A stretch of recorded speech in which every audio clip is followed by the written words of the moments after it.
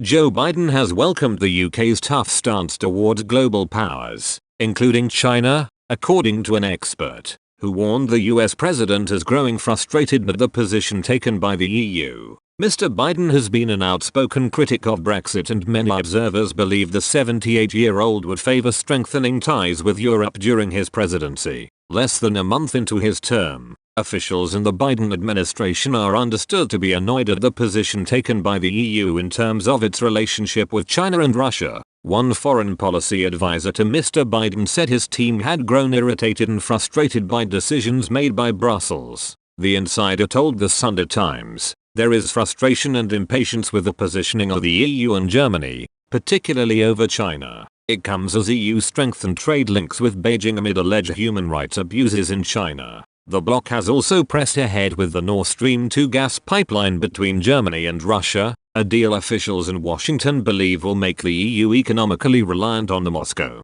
Brexit has enabled the UK to distance itself from EU foreign policy, and Britain has challenged China to deal with climate change, a key policy of Mr. Biden. Eric Bratberg, director of the Europe program at the Carnegie Endowment for International Peace, says the Biden administration has been encouraged by the stance taken by the UK. He said, "Some people advising Biden wanted to downgrade relations with London because of the Trump-Boris bromance and Brexit. But there's a lot of appreciation in DC about the new foreign policy signals coming out of London about taking on China, about climate change. They are encouraged by the UK's approach so far." On Friday, Boris Johnson will chair a virtual meeting with world leaders ahead of the G7 summit in June. The event will mark Mr. Biden's first major multilateral engagement since entering the White House. Next week, the 46th US president will also deliver a speech to the Munich Security Conference, which is seen as a key opportunity to strengthen ties with nations around the world.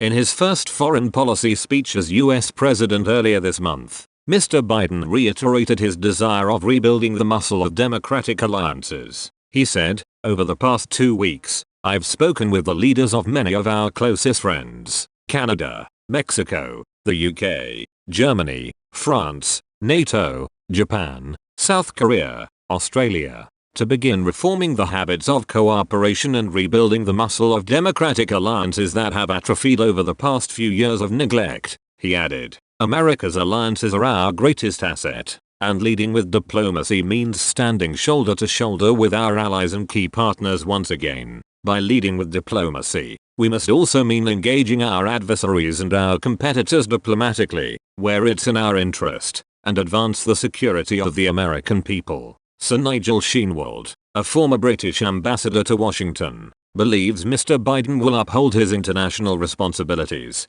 but insists his immediate focus will be on domestic US affairs. He said, "You have to have some degree of realism about the bandwidth. Biden has to put domestic policy and the unity of the country first, because without that there's absolutely no chance that America will have the will, the patience, the resources to become an international player once more." Sir Nigel added, "America is still indispensable for doing much in the world. I don't think Biden will shirk his international responsibilities, but the rest of the world will have to realize that they are inwardly focused for the time being. There's limited capacity for major international initiatives."